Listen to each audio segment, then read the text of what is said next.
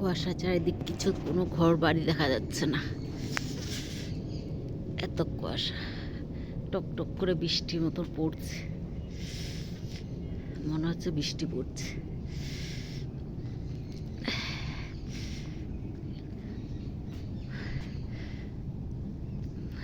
গাছটা দেখা যাচ্ছে, মনে হচ্ছে একটা ছবি, নারকেল গাছটা।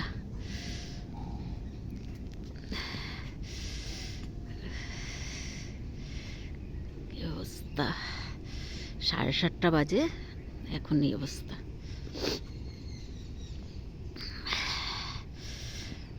ঘোলাটে ঘোলাটে হয়ে আছে চারিদিক। আলু দিয়ে কালকে শাকটা কেটে জলের মধ্যে ভিজিয়ে রাখলাম, 3 আলু দিয়ে করে রেখেছি। রসুন ফোড়ন দিলাম, লঙ্কা আর রসুন ফোড়ন দিলাম, একটু ভাজা ভাজা হয়ে আসুক, তারপরে শাকটা দেবো। নুন আর হলুদ দিলাম,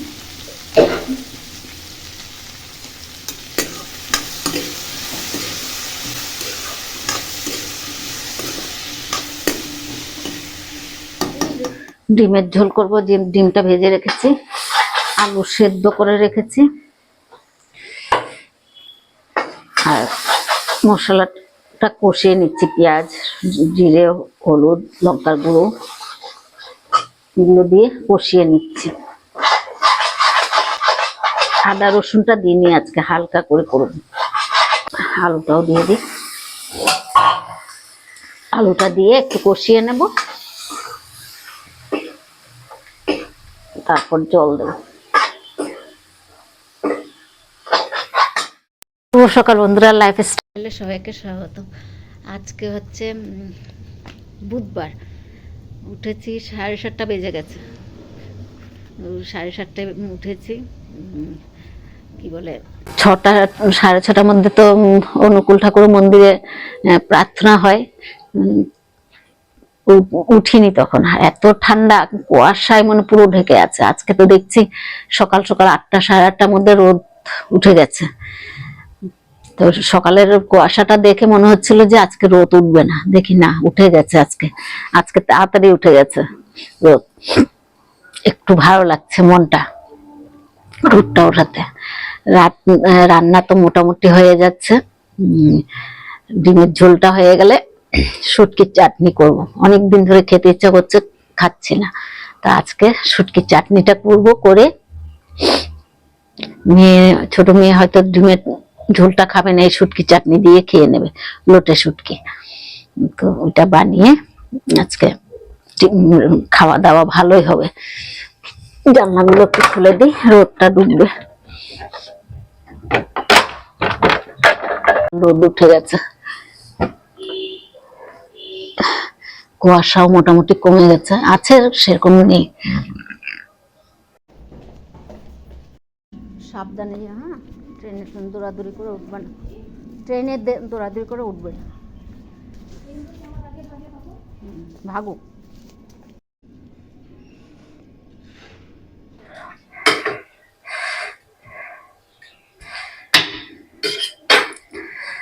নামিয়ে ধনেপাতাটা দিলে সেন্টটা থাকবে। হয়ে গেল আমার শুটকির চাটনি। শাক ভাজা করলাম সিম আলু দিয়ে, এখানে ডিমের ঝোল করলাম, অল্প করে করলাম, আর এদিকে শুটকির চাটনি করলাম, লোটে শুটকির চাটনি।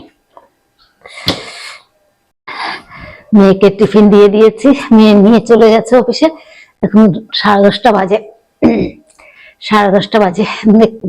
সব রান্না, শুটকি চাটনিটা তো মেয়ে ঝুমে খায় না, তাই একটু যাওয়ার পর করলাম, করে রাখলাম। এখন খাওয়ার সময় খাবো, ভাত খাওয়ার সময়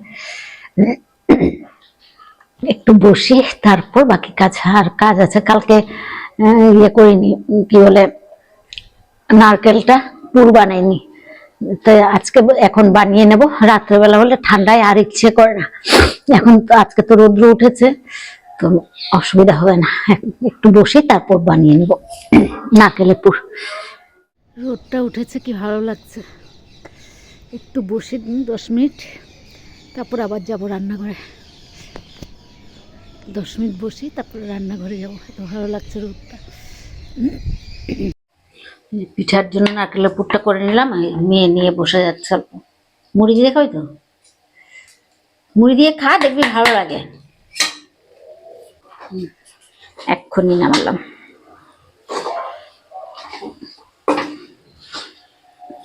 লাল হয়ে যাচ্ছে, কড়াই গরম যে।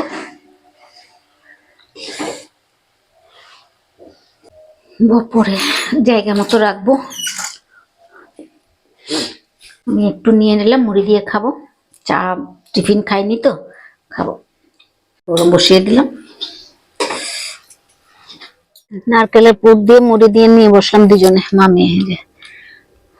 আজকে রোদটা করা আছে বলে বসতে পারছে না।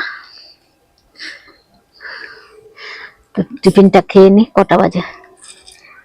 11:30 বেজে গেছে। রান্নাঘর পরিষ্কার হয়ে গেছে। সেরকম কিছু ছিল না, এই যে রাত্রে পরে সকালে খুলে যে এগুলোই ছিল, যা সোয়েটার চাদর এগুলো সব এখানে ভাঁজ করে রাখলাম, আবার এসে পড়বে তাই।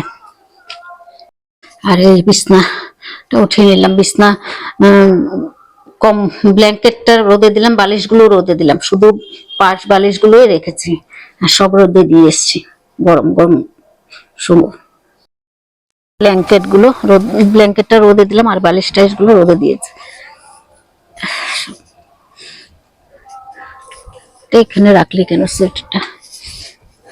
আর এখানে একটা দুটো কাপড় আছে, এগুলো ধুবো, স্নান করবো।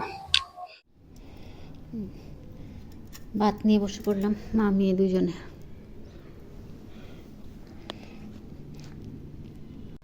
রোজকার মতো ছাদে বসলাম, আজকে আমি ছাদে বারান্দাতে বসছি।